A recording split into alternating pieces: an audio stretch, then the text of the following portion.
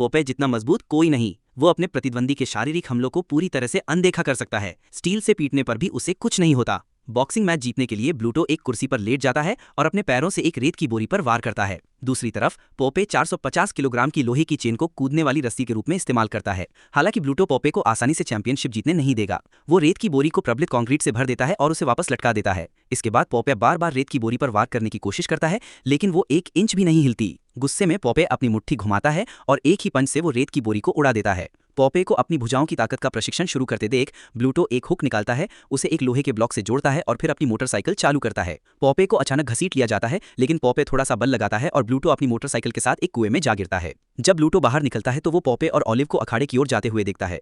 जल्दी में ब्लूटो को चिकनाई वाला तेल निकालता है और उसे जमीन पर फैला देता है। पोपे ध्यान नहीं देता और तेल पर कदम रख देता है और अपने पैरों को घसीटता हुआ फंस जाता है।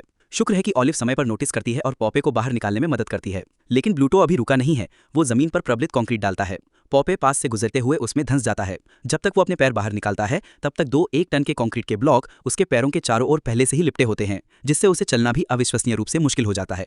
जब तक पोपे अखाड़े में पहुंचता है तब तक वो पहले ही थक चुका होता है। मैच शुरू होता है और ऑलिव पोपे को आगे धकेलती है। एक ऐसे पोपे का सामना कर रही है जिसमें कोई ताकत नहीं बची है। ब्लूटो आसानी से उस पर हावी हो जाता है, एक अहंकारी मुस्कान पहने हुए।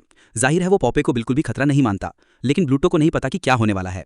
तभी ऑलिव एक डिब्बा पालक पोपे के मुंह में डाल देती है। तुरंत पोपे शक्ति से भर जाता है। वो वापस रिंग में भागता है और एक ही पंच से ब्लूटो को सैकड़ों मीटर दूर उड़ा देता है। अंत में पोपे मैच जीत जाता है।